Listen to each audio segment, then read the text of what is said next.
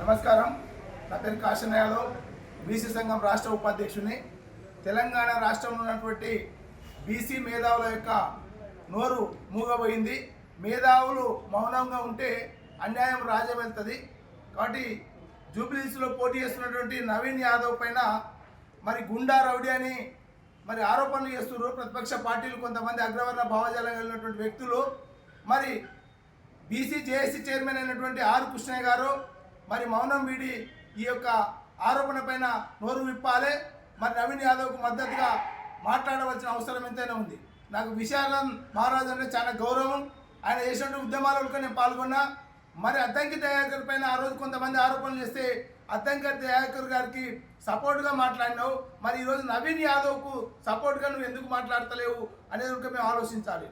మరి అదేవిధంగా పృథ్వీరాజ్ యాదవ్ మరి మేధావి, బీసీ మేధావి పృథ్వీరాజు యాదవ్ కూడా మాట్లాడడం లేదు.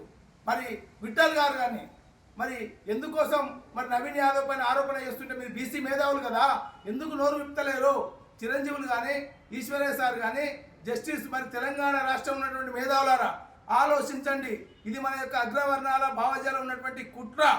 బీసీలు రాజకీయంగా ఎదుగుతుంటే ఓర్వదలక రౌడీ గుండా అని పేరేసి ఒక మంచి కుక్కను రాళ్లతో కొట్టి పిచ్చి కుక్క అని తెలపడానికి ఇది ఒక నిదర్శనం. కాబట్టి మరి అగ్రవర్ణాలు వేసే ఉచ్చులో మరి బీసీ మేధావులు ఉడక మరి డైనమాల పడ్డదా ఆలోచించి వెంబడే మీరు స్పందించవలసిందిగా తెలంగాణ ప్రజలం అచ్చంపేట నియోజకవర్గం నుంచి డిమాండ్ చేసి కోరుతున్నాం. జై బీసీ, జై బీసీ, జై బీసీ, జై బీసీ.